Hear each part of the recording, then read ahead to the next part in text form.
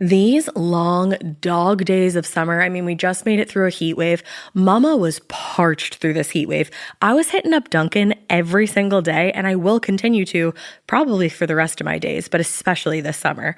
Dunkin' is helping everyone stay cool this summer with its lineup of refreshers. These drinks are packed with bold, fruity flavors and served ice cold. It's amazing. Dunkin' refreshers are the perfect afternoon pick-me-up. I like to start my morning with them personally, and then sometimes I go back for a second one because I'm just feeling crazy. They come in a variety of delicious flavors, including fan favorites mango pineapple and strawberry dragon fruit. And then for a limited time, there's black cherry and there's pink pineapple. I'm going to tell you something right now, and it's a bold claim, let me tell you, but I stand behind it. Pink pineapple will change your life. It is so good. It has me feeling like I'm sitting in a pool, resort side, just living, honey. It's so yummy. Try your favorite flavor with green tea, sparkling water, lemonade, or Dunkin's all-new limeade. I haven't tried the limeade yet, but I'm going to. Usually I get my drinks made with green tea and occasionally lemonade, but I do really like the green tea. Or if you don't want to build your own, try one of Dunkin's curated refreshers like the Cherry Lime Ricky or the Ultimate Pink Daydream. The Cherry Lime Ricky, scrumptious. I could drink like 3 of these a day. They're so freaking yummy. Head to Dunkin' today and find your favorite refresher. Dunkin' refreshers contain less than 1% fruit juice. Limited time offer. When it comes to online college, Southern New Hampshire University is so good, it's scary. Listen, the facts don't lie.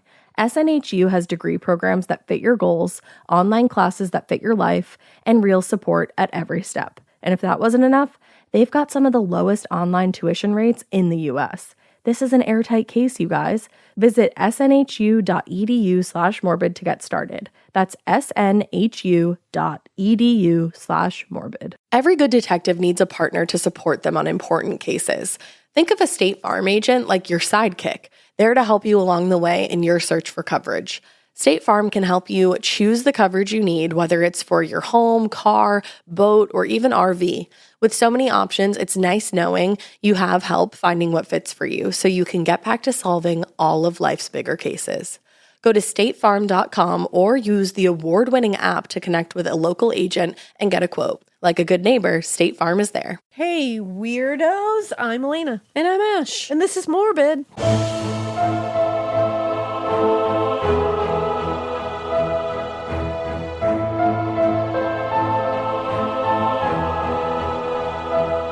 Hey, it's spooky season. It is. We are in it.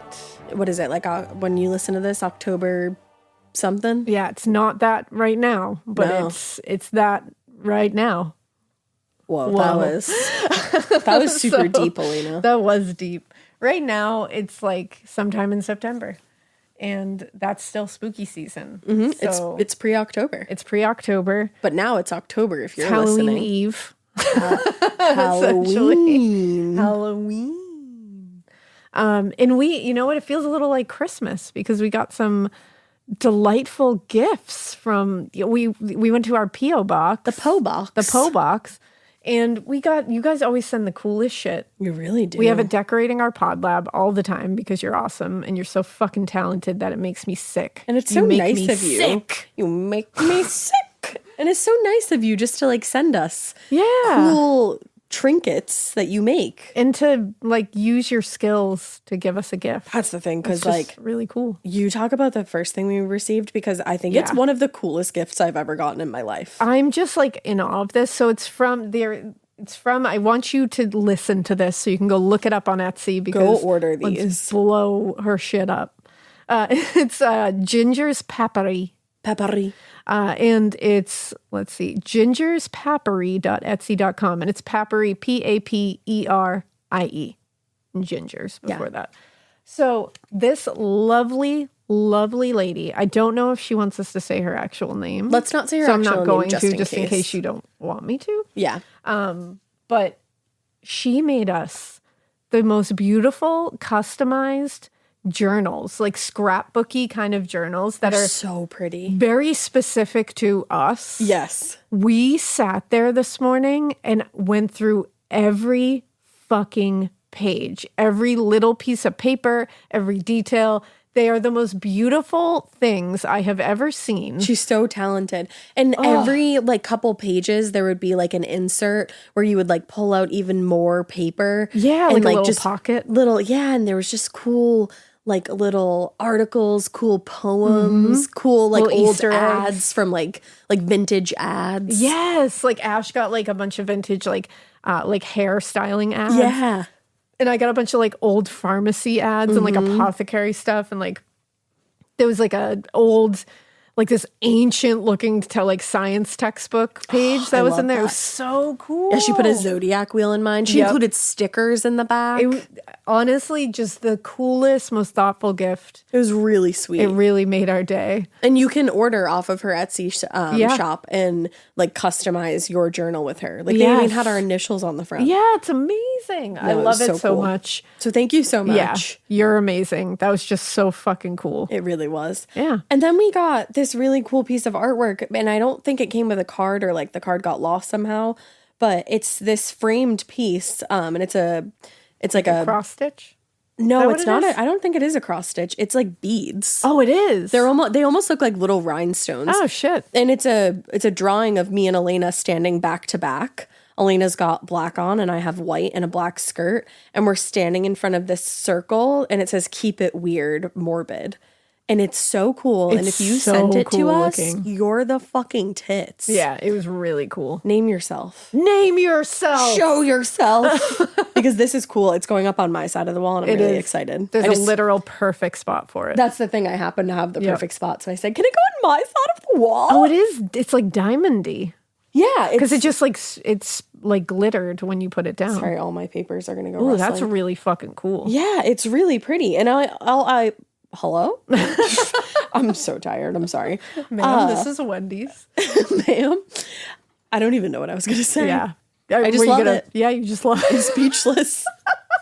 I was going to say, I want to know, I don't know if this person who made it, if this is like their original drawing, because I've seen a sticker with that too. Yeah, like the same, which is such a cool one. Yeah, it's cool. So if you drew it, I love you. We'll post a picture of it. I don't know. You guys like just rule a You're little just bit. awesome. And so many people sent us cool books to read. And sometimes people send books for like the kids, which is really sweet. Yeah, we appreciate all of it. We just appreciate you so much. You don't have to send us anything. Oh, that's another one. Before we get into it, I promise we're going to get into it. But do you have? I would like to shower you with love. I do. Okay, good. Hold on. So I got a really cool one from. Let me see. The store, her like little place is Bricks by Penelope. Bricks by Penelope. And she takes bricks and she paints them to look like books and shit. And she got me a brick and painted it to look like the Butcher and the Wren. I'm going to take a picture of it because it's so fucking cool. It's so cool. It went right in the bookshelf, like right there. You would right really, next to me. You would never even know that it's a brick because it's so smooth and beautiful, and just like the details, like, because obviously the Butcher and the Wren cover has like the eyeball and then there's something in the eyeball. It's so impressive. It is so fucking cool. What a banner day. I know. A banner, and we needed it this morning because both of us got our flu shots. Oh my God. And I think we were just exhausted. Like, you're fine after a flu shot, but like sometimes your immune system immunes, which is good. My immune system immuned so hard that I want to find it. Yeah, I just didn't sleep well last night because I was just like uncomfortable. I just didn't feel great. No, and your arm gets so we were sore. just a little tired this morning and just not ourselves. I thought I was going to yak. Yeah, so it was a nice little it was a nice thing because Mikie came in like fucking old Saint Nick with a big sack full of P.O. box stuff, and we said, "Oh, goodies!" He's literally stroking his beard like Santa Claus would. I'm obsessed. And so you guys really killed it, and we appreciate you. And we're gonna post some of it because it's just really cool. You guys are so cute and you are sweet and kind. You're lovely. You're demure. You're very mindful. Cutesy even. So I wonder by the time this comes out, people will be like, "What is that?" The trend is over. People are done with that, but I'll never be done. I think it's hilarious with that. Personally. Speaking of very cutesy, very demure, very mindful. I think by the time you hear this, it's going to be like, what, October 7th, you said, Mikie? October 7th. And that means, guys, that our morbid collection with Spencer's will be launching. Spencer's, remember? Do you guys remember the fucking, like, remember you would go to the mall with your friends and you'd be like, oh my God, do you guys want to go in the back of Spencer's? And giggle a little bit. We can laugh back there. We have a collection now with them. We do. We have sweatshirts. I'm literally wearing one right now. She actually is. These sweatshirts are really fun. I love them. So comfortable, too. So comfy. I recommend sizing up as much as you can because then you'll just be like wearing a blanket essentially. Yeah. And we have a blanket. Yeah, there's a blanket. There is a blanket. There's earrings. There's press-on nails. There's press-on nails. There's, I think, makeup brushes. There's a palette even, a makeup palette, like an eyeshadow palette. There's cups, mugs. We got cups. We got cups. We're drinking out of cups, being a bitch. It's great. It's our chair and it's our problem. And it's not even a problem. It's a great thing to have. So it's really fun and go check it out. It's in stores. Yes, we're going to be doing a little visit to the Spencer stores. Yeah. And I can't wait. Yeah, it's going to be exciting. Yay. Pop off, buy it. Hold on. I need you to, I'm going off on a spiel here, okay? Here we go. I need you to watch Secret Lives of Mormon Wives on Hulu. But you told me I might not be able to. No, I think you'll be fine, I decided. Because I was thinking, so I watched it in 2 days. I started it on Saturday morning and just watched it while I decorated for Halloween. Love that. Watched it the next day. Drew even got into it. Damn. And I was thinking about some of the other things that happened, and I don't want to like spoil it for you, but you have to watch it. It's so good. I'm interested. I keep just saying like, what's going to happen to Mom Talk? Is this going to destroy Mom Talk? And I've seen so many people, like so many of our listeners, like I've posted stuff on Insta and they've been responding to it. And I just wanted to say I'm having the best time. I love just talking about Mom Talk and Mormon wives. Just hanging out. It's so good. Oh, I love... One of my favorite things is when our listeners are all, like, we're all enjoying the same thing. Yes. And then, like, we'll post about it, and I get a bunch of messages that are just, like, vibing with it, and I'm like, I love this. It's so fun. Because it feels like hanging out with a bunch of people that are really cool. It's like a big hang sesh. It's true. I love that. All right, I'll let you get to everything now. All right. Before I begin, John and I are watching Only Murders in the Building, and it's really good so far the last couple of seasons. I was going to say, how many seasons is that at now? On 4, I think. But it's really good. I watched a little bit of season 1. Steve Martin, A+. So Selena good. Gomez, so fucking good. So good. Yeah. Yeah, I watched a little bit of season 1, and then for no reason, I just fell off of it. But I want to get back to it. It's a cozy show. It is a cozy show. But you know what? I'm going to talk to you about some cemeteries. Cozy. Today. Because cozy, I suppose. I think they are. So I have a wild cemetery. Do you? Wild. It is the Westminster Burying Grounds in Maryland. Okay. It is a cemetery that's at the Westminster Presbyterian Church, which is now not the church anymore. It's called Westminster Hall. Okay. And it was created in 1786, the burial grounds. Damn, that is going back quite a ways. It's old. It was actually made before the church was even erected, and the church was erected over it, which made some catacombs happen. What? Yeah. Hello? So there's that. That's terrifying. And this happens to have a very famous resident. Does it? Mr. Edgar Allan Poe himself. Is in this cemetery. You know him. I've heard of his work. I love your work. And yeah, I love your work. He was actually initially buried in an unmarked grave because of his strange end of his life. But, you know, then we'll talk about that. Don't worry. But later, according to morbidlybeautiful.com, which is a very interesting website, a bunch of children from a local school raised money to get him a marker at the entrance of the cemetery. They called the fundraiser Pennies for Poe. That's hilarious and adorable. I remember learning about that. Did you really? Yeah, when we talked about Edgar Allan Poe in school. That's so funny. Yeah. Yeah.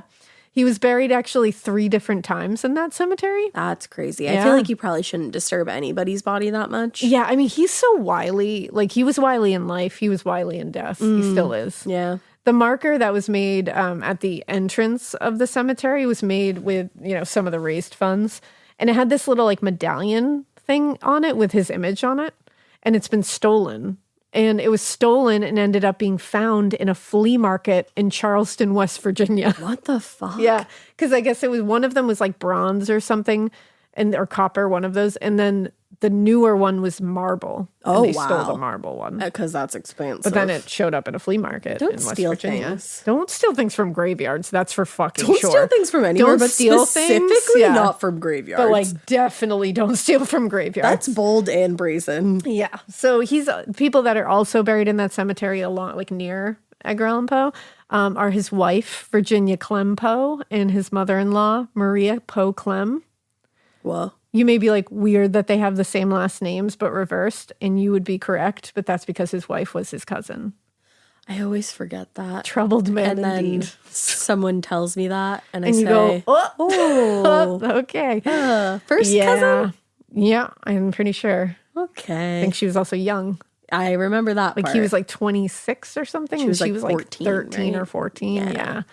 He was a situation. We're going to a restaurant where he drank in the cellars. He drank a lot. So there's definitely that. Let's go drink in the cellars that Edgar There you go. Drink in the cellars with me where Edgar Allan Poe drank so I know it's real. So I know it's real.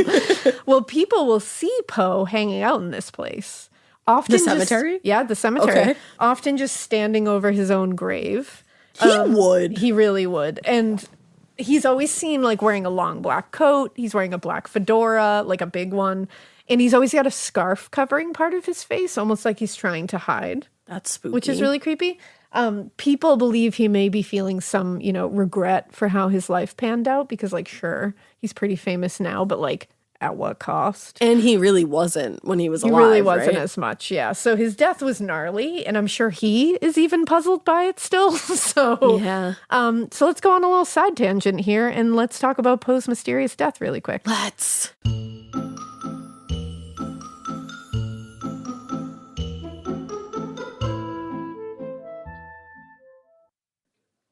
This part of the show is brought to you by Anua, the Korean skincare brand known for scientific, gentle, yet effective formulations.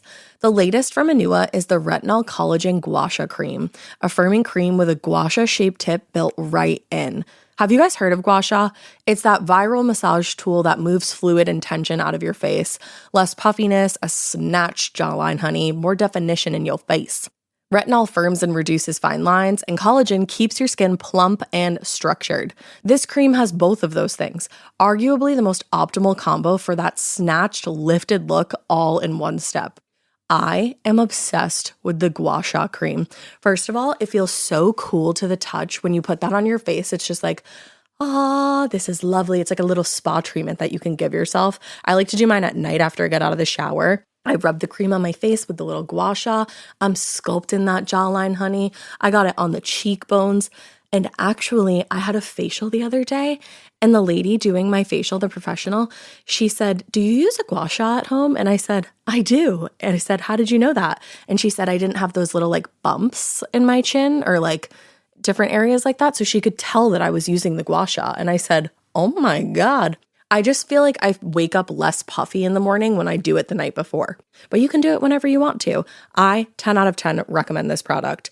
The Anua Gua Sha Cream Value Set is available at anua.com, already discounted. Use code MORBID for an extra 10% off. That's ANUA.com, code MORBID. Every good detective needs a partner to support them on important cases. Think of a State Farm agent like your sidekick, there to help you along the way in your search for coverage.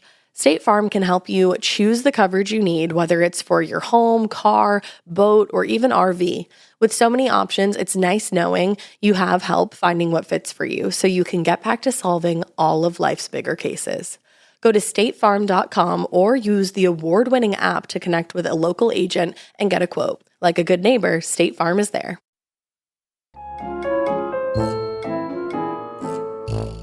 So I'll go into like a kind of generalized look at it because I really would like to go into this a little further later. Alaina, I think you should do an episode on that. I feel like that'd be good. There's many theories about his death that I think would be very interesting to go into because they range from like, being beaten to death to carbon monoxide poisoning.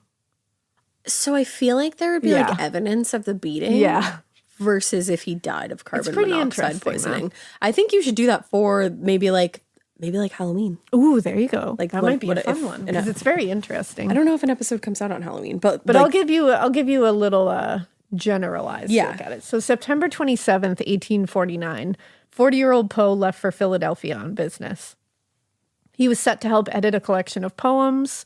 It was going to be kind of a big deal. It was for a well-known poet at the time, so this was like a big deal that he was going to edit them. But he never arrived. Ruh-roh. And he never showed up, and no one heard a damn word from him. He was supposed to be going back to Richmond, actually, during that week for his own fucking wedding, because he was engaged at the time to Sarah Elmira Royster Shelton, because his other wife had passed away from consumption. Oh, fuck. And it's like he vanished for a full week. Just vanished. No one knew where he was, didn't contact anyone.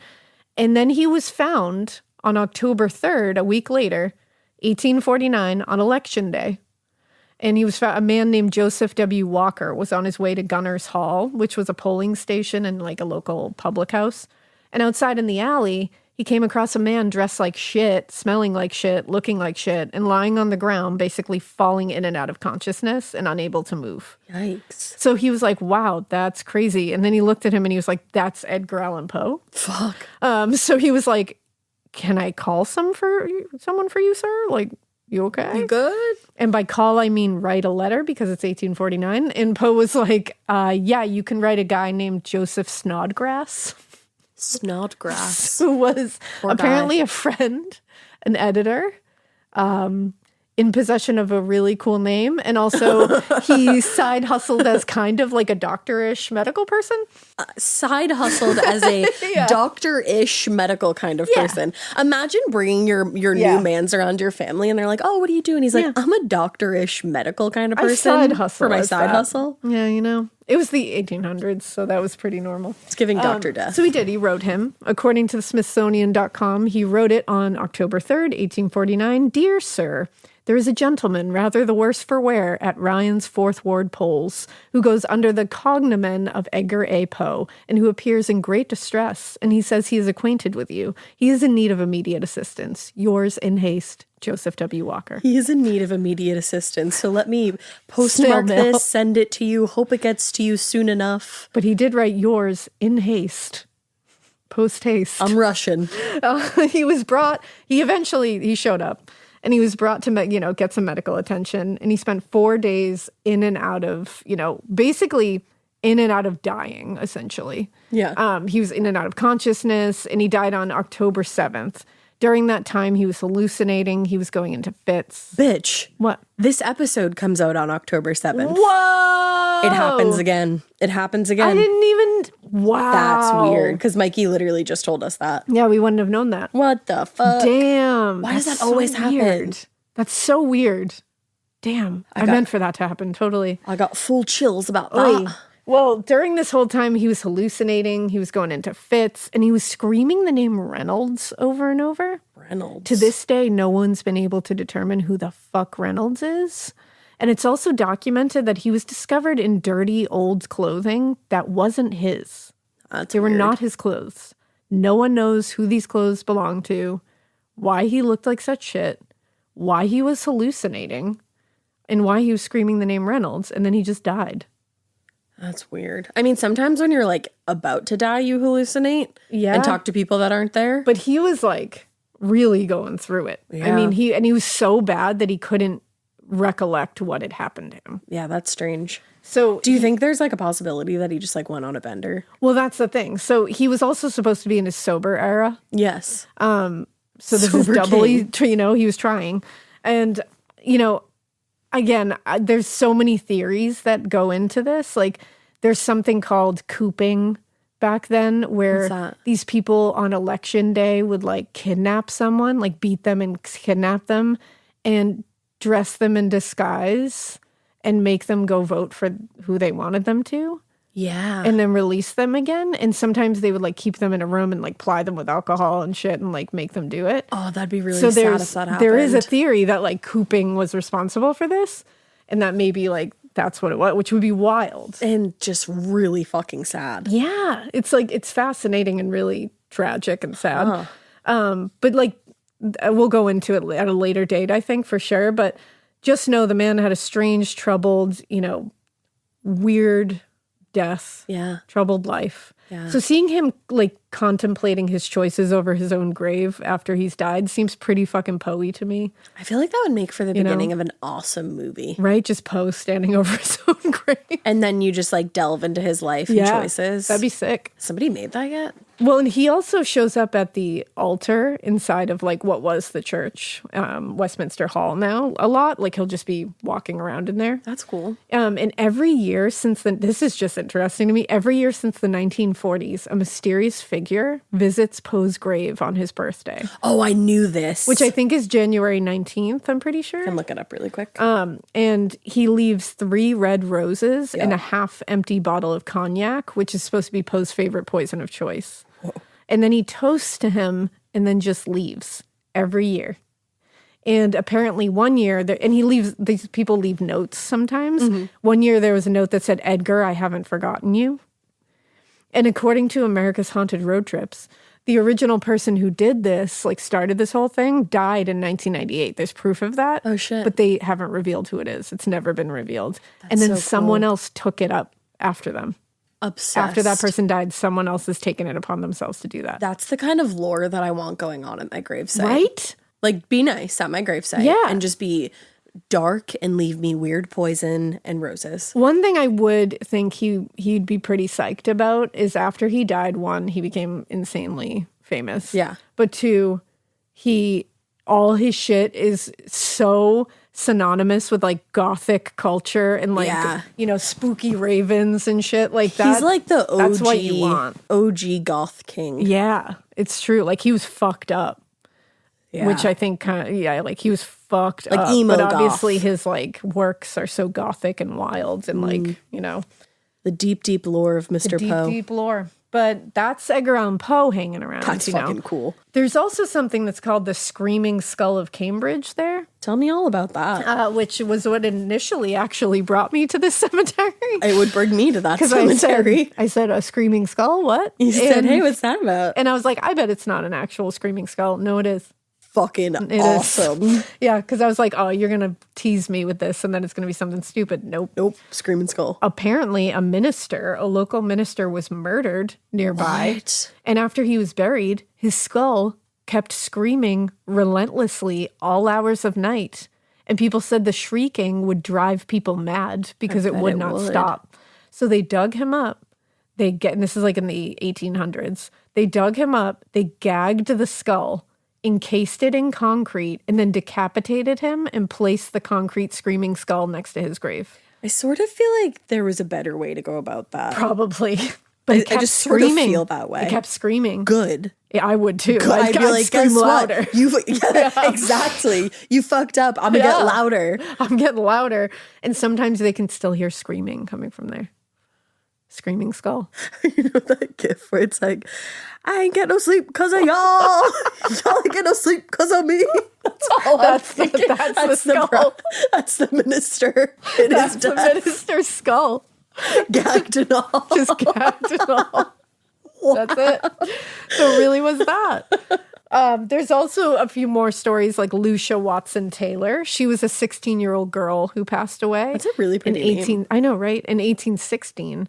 Her ghost can be seen. She has very long, dark hair. Of course. She's wearing a flowing dress. Obviously. She can be seen on very dark and foggy evenings in full body apparition. And she's always seen kneeling and praying over her own grave.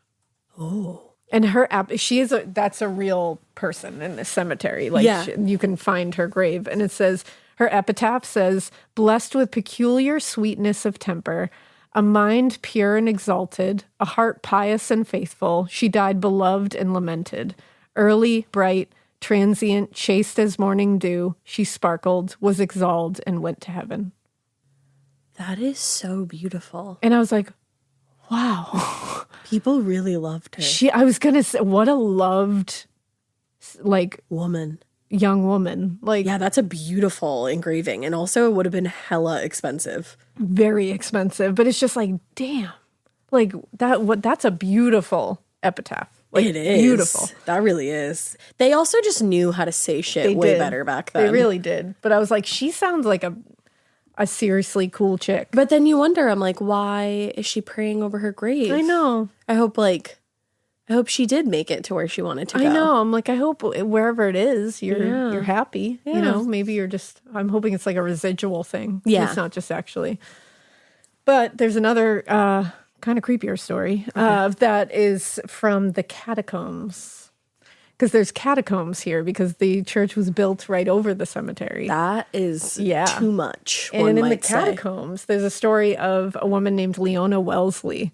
She was a woman from a local asylum who was said to be so mad that they buried her in her straitjacket to keep her restrained in death. Unnecessary. Yeah, that's what I say. Not demure, not mindful. Yeah, not mindful at all. And Hate people it. say they can see and feel her following them around, and she will laugh in your ear maniacally. Good. Which I was like, I probably wouldn't do. I would do the same. Yeah. When also the groundkeeper from long ago named Old Valence. Obsessed. He was the grave digger and the groundskeeper. He'll chase your ass out of there if you fuck around in there. Well, fuck around and find out. He That's kept what they those say. grounds perfectly, and he will not tolerate shenanigans. Good. And when he chases you out, he'll do so with a shovel. So it's just a ghost coming at an old Valence ghost running at you with a shovel. Go hit your Out head of with there. the shovel. Get out of there. And apparently there are rumors of a lot of premature burials that happened here. Sorry, Qua? Yeah, you heard it right. Premature, because it was in the time when a lot of that would happen often. Like they didn't have all the technology to know when someone was actually dead, which is why they had all those, the bells and the other things where they could grave alarms essentially. Holy fuck.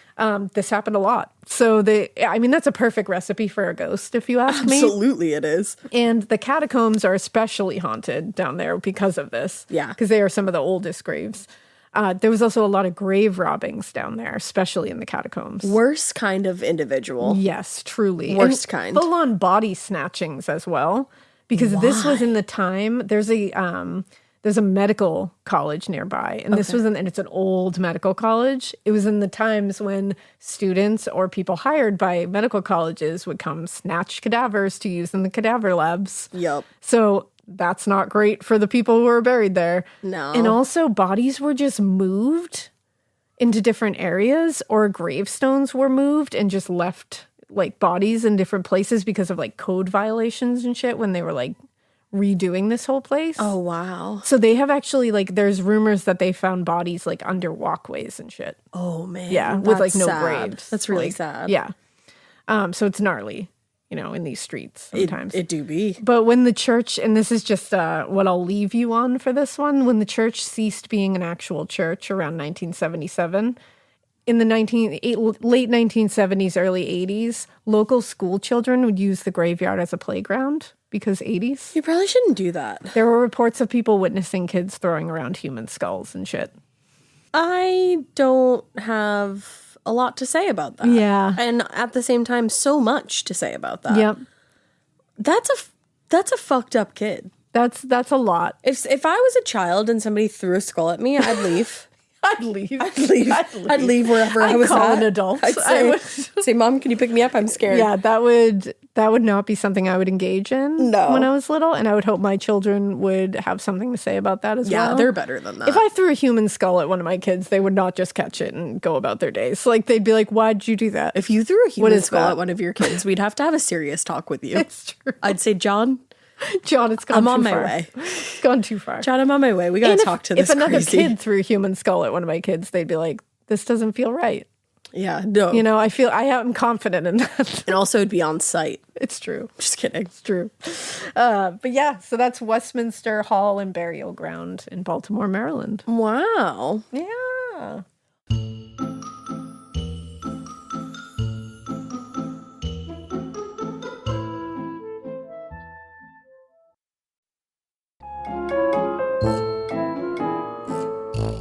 All right, well, my cemetery is Bachelor's Grove Cemetery. Ooh. And according to many, honey, many, Bachelor's Grove Cemetery, which is in Illinois, is one of the most haunted locations in the world. Oh, we love to see it. In this world. In our world. Yeah, our universe, if We you will. love to see a globally recognized haunt. We sure fucking do.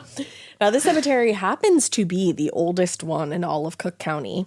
The first burial on record there took place in 1834. Damn. Yeah, a long time ago. Altogether, there's about 80 graves on site, but that scared the shit out of me. Oh my God. That was a crazy bark. Either Sydney or Blanche was like, that's wrong. She was like, She said, there's about 78. She Okay. said, don't you dare round up. Don't you round up. I don't know Tell why I them made the your dog truth. Southern. They became Southern. It Well, one of happens. them is Blanche, Devereaux. Blanche Devereaux. She's Yeah. Southern Belle, I know. you know? But the thing is, a lot of these graves have been dug up, vandalized. Like, this place is desecrated, and people treat it like shit. People get it together. So guess what? If you're desecrating graves. Yeah, if you're going to go visit this place, I found differing opinions on whether or not it's open to the public. Like, some people say it's closed. Some people are like, no, you can go in the daytime. No, it's totally fine. I don't know. So, like, enter don't at your know. own risk, but only if you're there to be nice Yeah. and respectful. yeah. If you're there to steal headstones, I don't know you, and I don't know like you. And you know what? You're not listening to our podcast because our listeners are respectful. Exactly. So Okay. turn this off if you're not. Turn it off. But anyway, the cemetery most likely gets its name from the Bachelor family who settled there around 1820. So it's not the Bachelor reality show. No. Okay. Well, now it is. Now it is. Because over time, the spelling of the name probably changed depending on the source. And eventually, when the family no longer owned the property, there was a group of single men who moved to the area. That's it was like 4 or 5 single men. They were like, oh my God, Bachelor's Grove. That's why they started calling it that. Now, eventually, ownership transferred over to the Fulton family around the early 1900s, it seems. One of the youngest Fultons buried in the cemetery is Emma Fulton, who's only 1 year old when she passed away. And she'll come back later, so remember that. Oh, Emma forever. But according to Ghost City Tours, everything was going pretty well for quite some time while the cemetery was under the Fulton family. But around 1950, I think it's the Midlothian Turnpike, it was rerouted. And and Bachelor's Grove became an even more rural area than it once was. Okay. So the Turnpike used to like it was a Go very closer to frequently it. traveled road. But when they relocated it, the old Turnpike didn't really have a use anymore. So it's like really rural now. Creep. Getting scared is one thing. Getting a thrill is, well, you want more of those in your life. The Genesis GV70 is built to thrill, baby. A thrilling yet elegant design always makes driving the GV70 an exciting adventure. Its powerful athletic stance screams performance and turns heads. Everybody's looking at you, girl, or boy, or whoever. Command the road and experience a class-leading standard 300 horsepower. Oh my God. Plus, discover the different dynamic drive modes for all different terrains. Choose between the different terrain modes for whatever road conditions you may encounter. The Genesis GV70's award-winning technology and performance lets you drive with comfort and drive with confidence all at the same time. It's an exciting SUV with intuitive tech that can make your ride smooth even when the road isn't. And its blind spot cameras allow you to see what's next to you. It's like having eyes on the side of your head. That's pretty iconic. Its performance, by the way, is measured not only in power, but in how it makes you feel confident, sexy. The Genesis GV70. Learn more at genesis.com and feel the GV70. This episode is brought to you by SoFi, the all-in-one finance app where you can bank, borrow, and invest all in one place. Let's talk about bank accounts for a second. The average bank savings rate is 0.39% in interest. You're earning pennies on your savings, and it doesn't have to be that way. But with SoFi's high-yield checkings and savings, the money barely making moves sitting in your savings account can earn over 8 times the national average savings rate with eligible direct deposit. No account or overdraft fees. We love transparency. You can get your paycheck up to 2 days early, plus get up to a $300 welcome bonus when you sign up with eligible direct deposit. Sign up for SoFi checking and savings at SoFi.com/morbid. SoFi checking and savings is offered through SoFi Bank, N.A., member FDIC. Terms apply. Yeah. Now, since it was out of the way of all the hustle and bustle for the city, it was the perfect place for the 60s teens to get their Lover's Lane vibes Oh, on. hell yeah, it was. Of course. And of course, for party animals, they could have their woods parties. They could get drunk and go crazy in the cemetery. They could get lit. Exactly. But unfortunately, that came along with a lot of vandalism, including grave digging. Again, I say, get it together. Get it together. Get it together. I was not out here grave digging. No, I I've was a never, teen. ever grave dug, and I never, ever will. No, and you were a pretty reckless teen, and you weren't grave digging. This is true. I partied in the woods, but we just partied in the woods. Like, I didn't fuck anything up. If you came across a grave, you left it be. If I came across a grave, I'd probably leave, to be honest. I'd be like, well, we shouldn't be here. Yeah, this is hallowed ground. This is disrespectful. But this is not the only time this next thing that I'm going to talk about has happened. But in 1973, the Chicago Tribune reported that 7 teens were quote unquote seized while they were in the middle of trying to dig up a grave. What the fuck was the purpose? Like, that's wily. Well, they do tell us the purpose. Oh. The police said the youths arrived Wednesday night, got out, and prepared to resume digging when the policemen announced themselves. The youths told the police they were doing it as a lark. Which is like a joke. Lark, just like a fun little They were doing joke. it for lols. Yeah, just doing it for the plot. Like, you know? that's super duper funny. It's all for the plot. Kicking Mr. it Police with the boys. Officer. Larking it up. Yeah, just digging up dead bodies. Are you fucking kidding me, bro? Who are you? Yeah, that's the thing. They got in trouble. I think most of them like had to be bailed out and like do some community service shit. Why are you bailing them out? Probably the parents. Let them sit in there. I would have. If that was my kid, I'd be like, you just dug up a grave. Why don't you think about your fucking life? You just desecrated a grave. You think about your fucking life, and I'll think about my choices as a parent. Say, okay? Contemplate your shit. Yeah, we'll do this separate. But police presence definitely became more regular once they realized how bad the vandalism was becoming, because it got really bad to the point where people were just like knocking over headstones, stealing headstones. That's become such a frequent thing that there are so many graves that are just unmarked. I hope that they are so fucking haunted. Yeah, like those people. Like, I hope they are being driven mad. Yeah, I hope so too. I truly do. Yeah, that's the thing. You steal a gravestone out of a graveyard, or you knock one over intentionally, like, or like vandalize one in any way. I hope you have the haunting you deserve. I agree. Because That's just what I what are hope. you getting out of that? Yeah. That's so fucking go to a rage room. Yeah. I just don't get Take it. a walk. What are you doing? Yeah. Sit down. Meditate. Graveyards are so peaceful. Just take a walk. Yeah, I Throw some agree. fucking headphones on and transport to another time and place. What are you doing knocking shit Exactly. over? I don't get it. No. But because the vandalism was ramping up, police presence definitely became a more frequent sight. Yeah. But even as recently as 2009, there's been vandalism discovered with people literally spray painting the tombstones. Man. Like, get a life. Yeah, truly. But some people also say the cemetery became a very popular place with satanic worshippers and even the mob. Whoa. The The mob mafia. makes an appearance. Yeah, obviously before police presence got a little heavier there. Yeah. But there's a swamp behind the cemetery, and it said that after they took people out there, to kill them mob style, they just throw their bodies into the swamp. Yeah. I mean, what else are you going to do, Damn, that's crazy. That's some mob shit That right is there. some mob shit.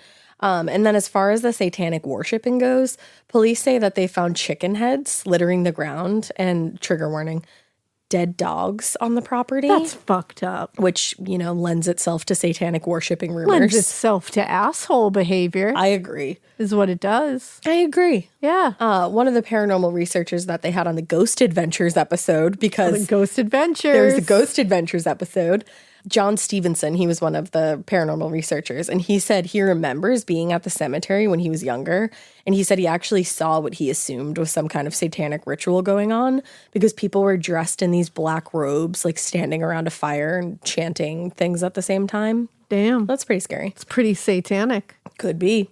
Fires and chanting. Robes, Robes. togetherness, Together. Community. vibes. Spooky vibes. I'm like, that could have just been witches. yeah, like, that doing could have some just been cool some shit. witches vibing, I agree. to be honest. Well, one of the most famous ghost sightings, and my particular favorite ghost sighting in Bachelor's Grove, is the woman in white, or the Madonna, as she's called. I've seen this picture Oh my God. in a few books. I want it. I was always fascinated by this picture. It's so beautiful. Yeah, I remember because I was one of those kids who would look at haunting books like all the time. Yeah. Like obsessively. We know that about you. And pictures, like there's like the brown ghost or something like that, which is like, and it's like a photo of this like specter coming down the coming down the stairway. staircase, right? And it's like the brown lady or something like that. I think she's supposed to be wearing like a brown outfit or something, but it looks like a fucking terrifying ghost. I know the one you're talking about. I was so obsessed with that picture, but it fucked me up. I also think, well, if it fucked you up, and it still is, I think they debunked that one. Did they? I think they debunked that one. Fuck. Yeah, it was like somebody like put something on the like lens of the camera or something. No. And like fucked with the negatives. I'm gonna look this up because I've been holding on to that for decades. No, I'm sorry to have crushed your life. No. But you know what? This picture you're about to talk about is another one. Yeah. That I remember just obsessively staring at this photo and just being like, is this fucking real? Because I just couldn't comprehend it. They haven't debunked it. Whoa. They haven't debunked it. Nobody's been able to. We'll post the picture because she was captured. The Madonna of Bachelor's Grove was captured in a now famous photograph. It's the one we're talking about. It is stunningly, hauntingly, breathtakingly beautiful. I will never be over it. I honestly want to get a print for this room and hang it up. Honestly, I agree. It's a gorgeous photo. It's like melancholy, but whimsical, beautiful, and spooky. It's very, very beautiful. Yeah. In the photo, she's got this long brown hair and she's wearing a white flowing dress. And she's sitting on top of a checkered tomb, kind of looking off into the distance. And parts of her are like translucent. Yeah. It's gorgeous. And they haven't been able to debunk that one. This one. Yeah. Yeah, no. That one, I was looking it up. I haven't found any evidence of it, at least. No, not this one. Yeah. But other people claim that they've seen this woman wandering around the cemetery, and they say she seems to be looking for something or someone. Sometimes she's seen leaving flowers on other graves. In early sightings, she was seen holding a baby, but in more recent sightings, she doesn't have the baby anymore. Which is interesting. Now, there's a grave in the cemetery, and its headstone just says infant daughter. So some people think these two things are connected, like the Madonna and the infant daughter. Okay. Something super creepy but sweet is that people will now leave baby toys at that infant daughter gravesite. Oh my God. Yeah. That's Now, so scary. It seems that the first reports of the Madonna of Bachelor's Grove came from a radio show in the 70s where someone called in with a sighting. But there are two main theories as to who the woman could be, and they both actually come from the same family.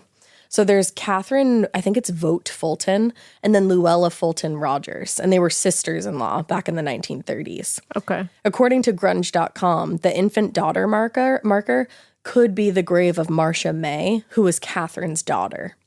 Apparently, there was like some turmoil in the family around the time that Marcia passed away, because obviously she passed away when she was a baby. Yeah. And for whatever reason, Catherine's parents wouldn't allow their grandchild, a Fulton, to be buried on Vogt land.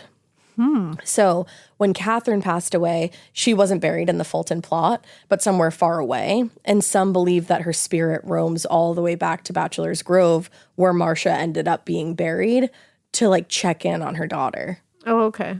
I love that. Yeah. Yeah. Now, others believe that the woman in white isn't actually Catherine, but her sister-in-law, Luella. Unfortunately, Luella died right near Bachelor's Grove on the week of her 60th birthday. She died in a hit-and-run accident, and she happens to be buried in Bachelor's Grove Cemetery next to her sister, Emma Fulton. Ah. Now, Emma's headstone was stolen from the cemetery by some asshat. And because this happens so frequently, the stone wasn't handed back, like wasn't put back in the cemetery. Instead, it was handed over to Tinley Park Historical Society for safekeeping. Yeah. Because they don't want people just to like go back and steal it all over again. Yeah. But those who believe that the woman in white is Luella point to a photograph that bears a striking resemblance. We'll post it.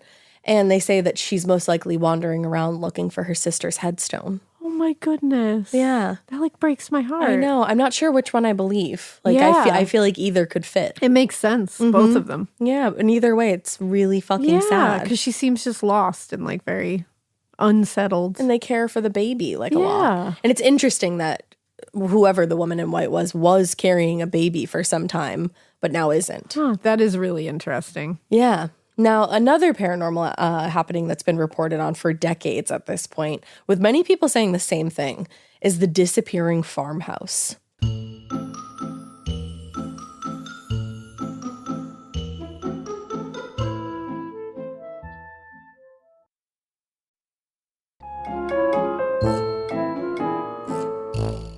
It's also called Tell me. the Magic House and the Phantom House. All right, spill that shit, because I'm in. The Chicago Tribune wrote, the site also has a disappearing house. At night, people see an old one-story farmhouse. It's been spotted on both sides of the dirt road as you enter the cemetery. People who don't know each other all draw sketches of the same house, even down to the lamp burning faintly inside. They're flabbergasted to know there's no house there. What? So people all say, like, people really agree on, like, most of the details. They all say that the house is a white Victorian era house with a porch, a swing, and a white picket fence. What the fuck? The only thing that really varies about this story that people will give is where they see the house and whether it looks solid or translucent. Some people say it looks like a legit house that is just there. And then other people say it's like almost translucent.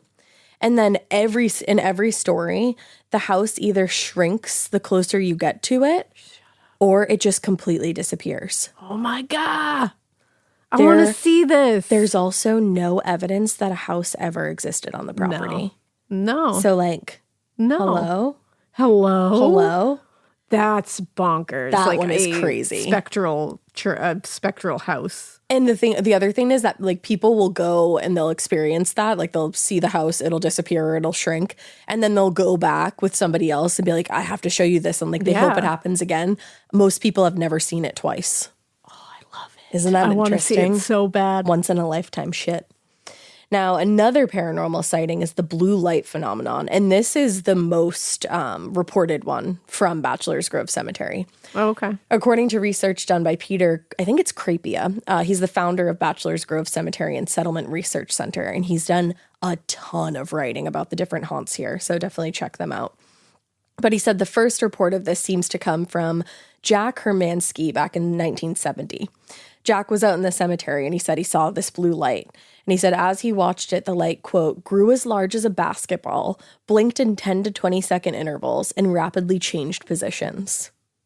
Ooh. So the sightings differ and opinions about when it's sighted also differ. Some people say they see it during the day, but other people say it only comes out on clear, very moonlit nights. Ooh, I love that. Some people have been chased by this light, they claim. Stop. Some people also say they felt compelled to follow it and have started to follow it and have made it pretty far. And then they'll be startled when it appears right behind them. Ooh. Like it'll be like leading the way and then you'll lose track of it and you'll turn around and it'll be right behind you. And you're like, what do you want? What's up? What's up, light? What are you trying to tell me? What do you need? What's going on? That's creepy. One account also says that This episode is brought to you by SoFi, the all-in-one finance app where you can bank, borrow, and invest all in one place. Let's talk about bank accounts for a second. The average bank savings rate is 0.39% in interest. You're earning pennies on your savings, and it doesn't have to be that way. But with SoFi's high-yield checkings and savings, the money barely making moves sitting in your savings account can earn over 8 times the national average savings rate with eligible direct deposit. No account or overdraft fees. We love transparency. You can get your paycheck up to 2 days early, plus get up to a $300 welcome bonus when you sign up with eligible direct deposit. Sign up for SoFi checking and savings at SoFi.com/morbid. SoFi checking and savings is offered through SoFi Bank, N.A., member FDIC. Terms apply. Getting scared is one thing. Getting a thrill is, well, you want more of those in your life. The Genesis GV70 is built to thrill, baby. A thrilling yet elegant design always makes driving the GV70 an exciting adventure. Its powerful athletic stance screams performance and turns heads. Everybody's looking at you, girl, or boy, or whoever. Command the road and experience a class-leading standard 300 horsepower. Oh my God. Plus, discover the different dynamic drive modes for all different terrains. Choose between the different terrain modes for whatever road conditions you may encounter. The Genesis GV70's award-winning technology and performance lets you drive with comfort and drive with confidence all at the same time. It's an exciting SUV with intuitive tech that can make your ride smooth even when the road isn't. And its blind spot cameras allow you to see what's next to you. It's like having eyes on the side of your head. That's pretty iconic. Its performance, by the way, is measured not only in power, but in how it makes you feel confident, sexy. The Genesis GV70. Learn more at genesis.com and feel the GV70. pushed to the ground by the light, but I don't personally think the light would be that rude. Yeah, I agree. I like the light. I don't want the light to be that rude. I don't think it is. Yeah. Now, on Ghost Adventures, they actually did see a blinking light off in the distance. It's fucking clear as day. Damn. I couldn't tell if it was blue because of the night vision camera. Yeah. But they captured it, and it, like, moves and everything. It was spooky creepy. as fuck. Yeah, that is spooky. Now, one of the more rare reported sightings is the Yellow Man. Yellow Man? Mm-hmm. Peter Crepia wrote that the first written record talking about the Yellow Man sighting was in October of 1984. The Chicago Sun-Times reported that researcher Norman Basile, I think it is, saw the apparition and took a photo using a 1,000-speed film. Norman Basile told them, "A month and a half ago, I saw an apparition standing by a tree. It was a yellow figure, a man with a hat, probably in his 40s. Now, so that's like what got reported. But apparently that night, Norman and a group of paranormal researchers, including Dale Kaczmarek, I think is how you say it. He's the president of the Ghost Research Society. And he also, I don't know if it's him who's responsible or if it's somebody in that society that took that famous picture of the white woman. Oh, okay. The woman in white. Oh, shit. But he was also camping with Norman. And they were all, doing research. But it was one of the other researchers, supposedly, who saw the Yellow Man. And there actually wasn't a photo taken. And they were all so shaken because after the apparition disappeared, they saw, quote, red streaking lights and watched in disbelief as a single tree began to shake frantically. What? Isn't that fucking terrifying? That is terrifying. After they saw that, they packed up and got the fuck out of there. Fuck that.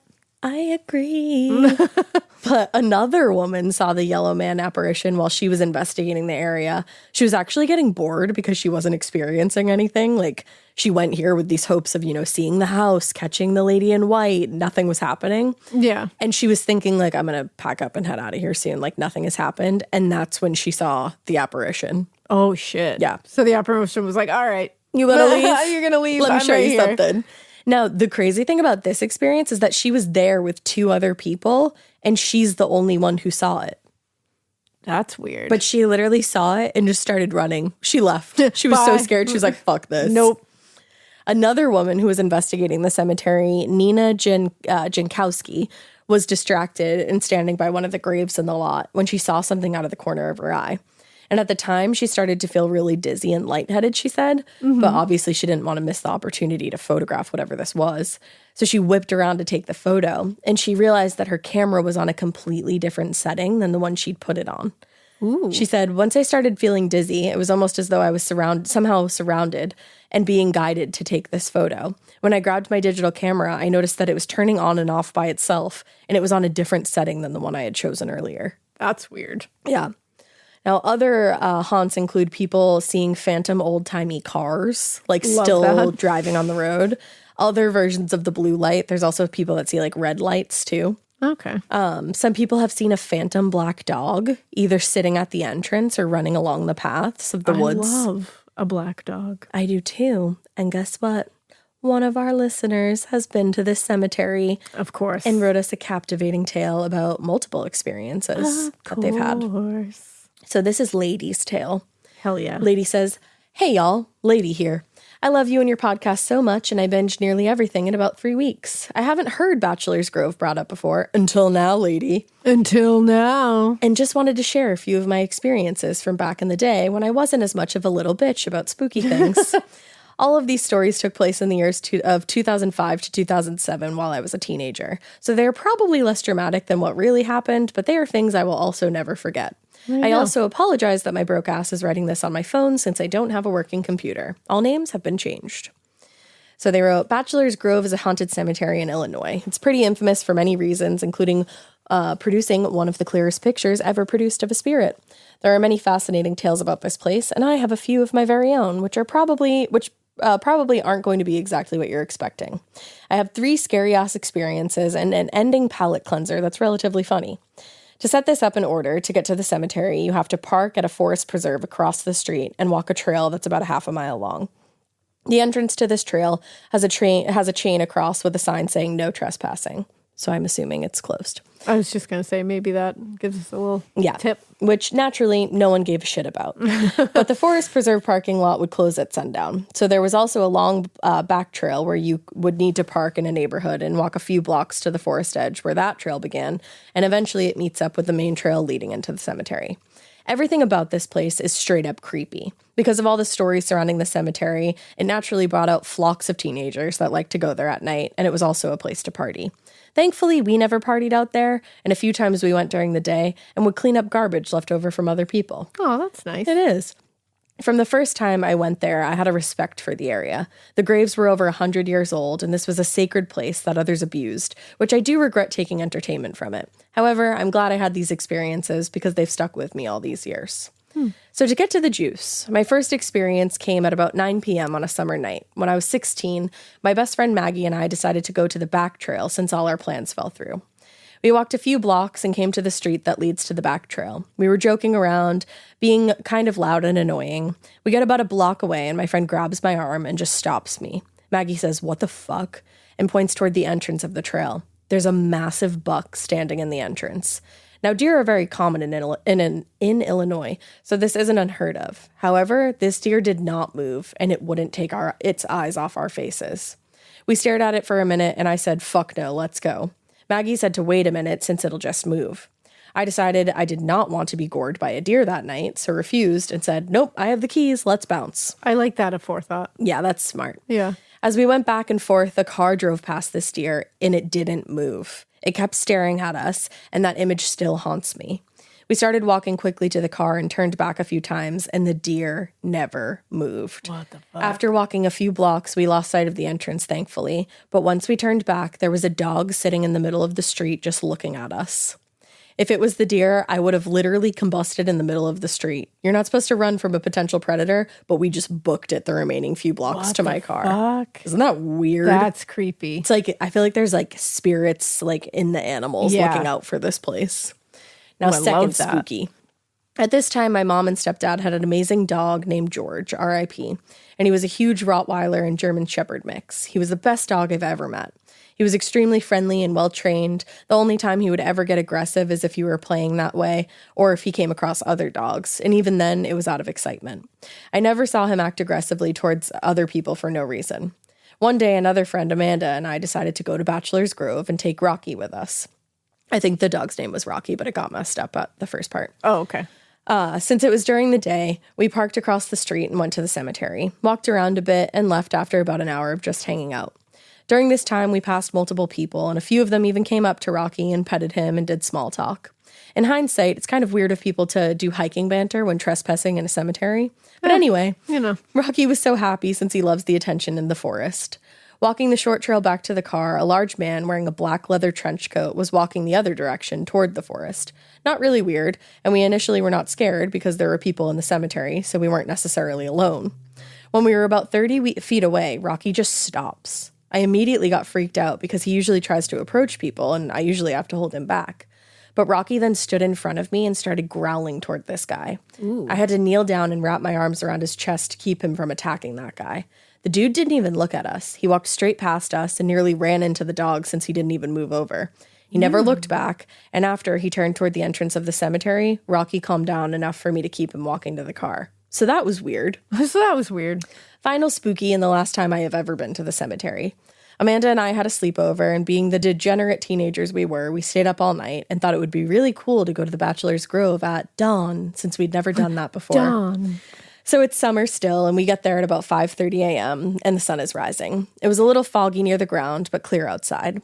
Luckily, the Forest Preserve parking lot was unlocked, so we could take the short trail. We get to the entrance of the trail, and for some reason, I just immediately felt dread. I don't know how to explain it. It wasn't like a flight or fight thing. It was just an intense sadness. But I just ignored it, and we start walking. We never talked this whole way, which I didn't realize until after the fact. Every step that I took felt heavy. My whole body felt like it was fighting to push through the space in front of me just to take a step. All the while, the dread is growing. I even feel kind of lightheaded. About halfway down the trail, I stopped. Amanda also stopped and looked at me, and we just turned around and started walking back to the car. Now my fight or flight kicked in. We went back to the car and shared that we both felt similarly. It was terrifying. I've never felt that intense feeling of dread ever again, and I really hope I never do. I literally never went back after that day, and I never will. Holy shit. Which that had to be like such an intense feeling. Yeah. Now for a relatively funny story. A few weeks before my final visit, a huge group of us, rowdy teenagers, decided to go to the cemetery to hang out because why not violate a peaceful place when you're bored and have nowhere to go? See, just what we were talking about. As long as you're not tipping headstones. Yeah. So it was completely dark out and we needed to take the back way. The walk was fine, but we were super loud. We get to the cemetery and we break off into groups and walk around. After about 10 minutes, another group shows up running in, terrifying, and said the thing all teenagers dread. The fucking cops are coming. The cops. Everyone books it in different directions. Keep in mind, this is not a maintained forested area. So outside the short main trail to the cemetery, it's a fucking forest. So me and like 3 others trudge into this haunted hell forest trying to find a path to the street so we can just walk back to the car. After about an hour of using our Nokia phones for light, we finally get to the street.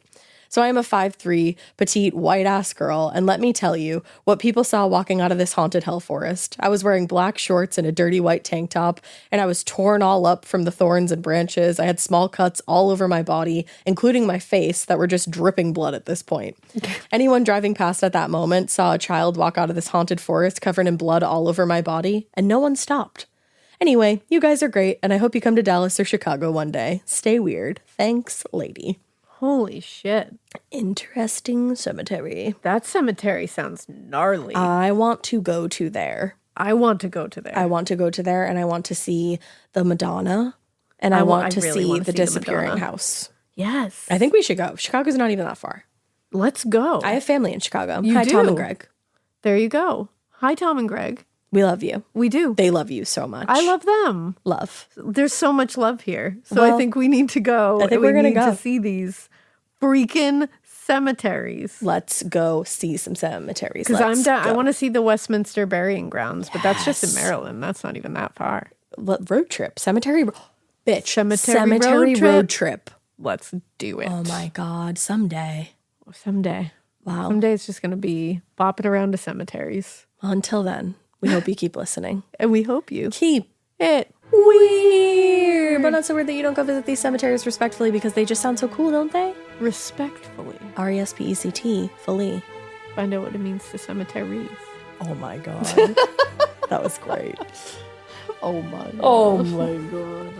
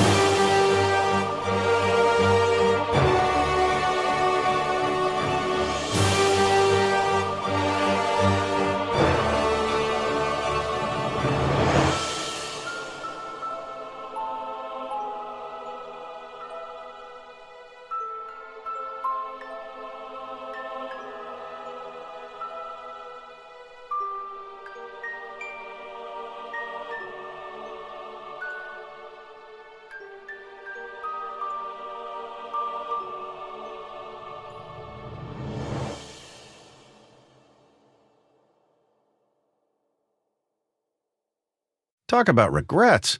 We all know someone who's been in a car accident and said, I don't need to call a lawyer, only to regret it after their pain and damages were worse than expected. When someone hurts you, you deserve to be compensated fairly.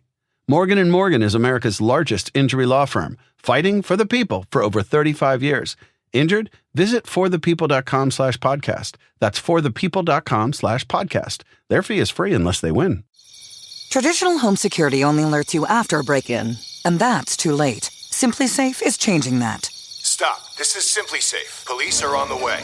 We don't just alert. We stop crime before it starts. Simply Safe. Plan starting around $1 a day. Save 50% on your new system with professional monitoring at simplysafe.com/SXM or with promo code SXM. Outdoor deterrence requires a Simply Safe Active Guard outdoor protection plan starting at $49.99 a month. Visit simplysafe.com/licenses for alarm license information. Tennessee 2012.